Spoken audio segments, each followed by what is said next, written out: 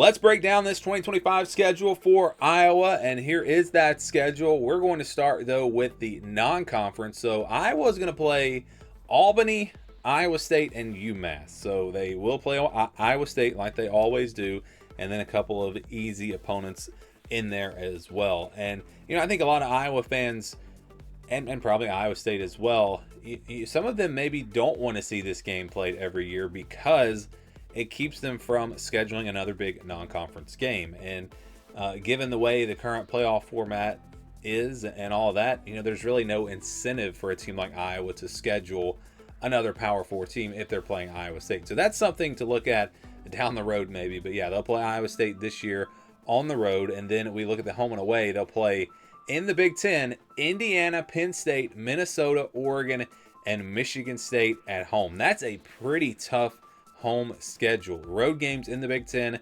Again, there is Iowa State in the non-conference, but in the Big Ten, Rutgers, Wisconsin, USC, and Nebraska. So not a very tough road schedule for Iowa.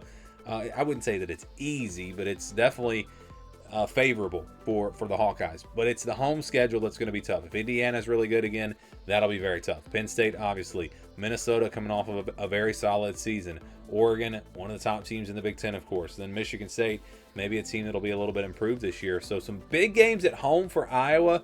Good news is you do get those games at home. So maybe Iowa can find a way to win most of those games, pull off a couple of upsets there at home. And then if they can take care of business on the road, that's kind of the path for Iowa to have a really good season this year.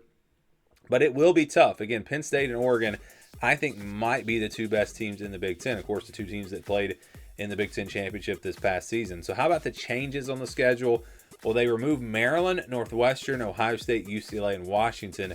They add Indiana, Oregon, Penn State, Rutgers, and USC.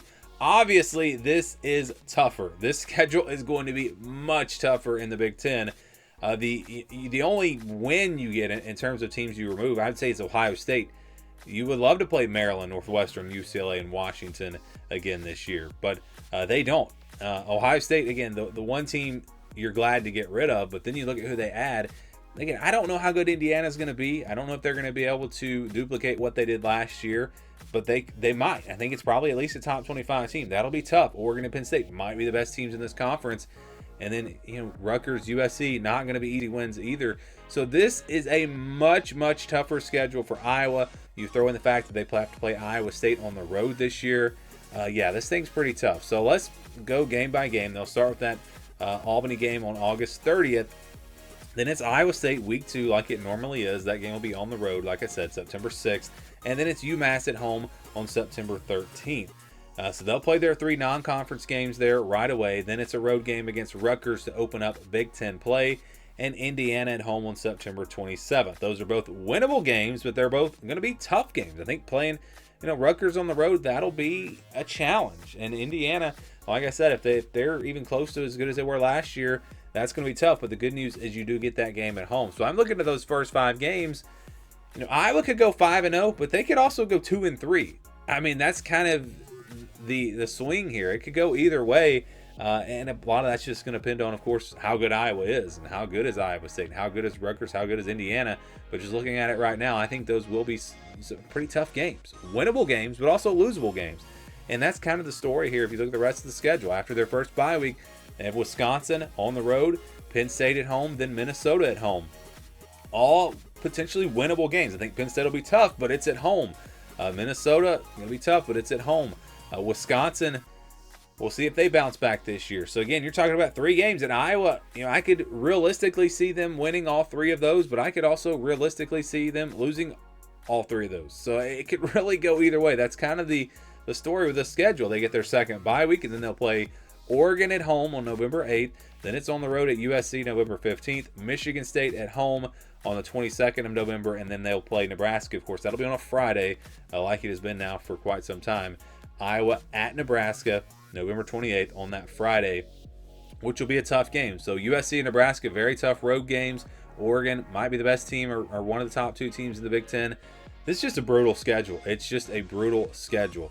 If Iowa turns out to have one of their better teams that they've had in quite some time, and who knows if that's going to be the case, then they'll have a chance with this schedule with a lot of big games at home to have a really good season. But if this team is not one of the better Iowa teams that we've seen, and maybe they have some struggles, and that offense still can't get going, things like that, this schedule does set up in a way where they could have a disastrous season, because there are a lot of games that they could lose. Again, a lot of games they could win, a lot of games they could lose. There aren't a lot of sure things on this schedule. There aren't a lot of games, like they don't play Oregon and Penn State on the road. If they did, I'd say they'd probably have almost no chance. And they also don't have easy wins at home. They don't get to play Purdue. They don't get to play Northwestern or Maryland. So it's going to be a difficult schedule for Iowa. Again, it's almost like boom or bust. Maybe they have a great year, but at the same time, they could potentially have a really tough season with this schedule in 2025. And so how does it stack up with the rest of the Big Ten? Well, I'll show you. Yeah, you can see based off of the opponents in 2025, based off of their winning percentage from 2024, Iowa has the toughest schedule, the toughest Big Ten schedule of all these teams. Wisconsin has the toughest. Their opponents were 51-30 last year. Iowa's, though, 47-34, so a very good win percentage. You can hope a team like Indiana will drop off and not be as good this year. Minnesota maybe has a decline. Things like that can make the schedule a little bit easier. But based off of how the teams were last year, again, Iowa does have the second toughest schedule in the Big Ten.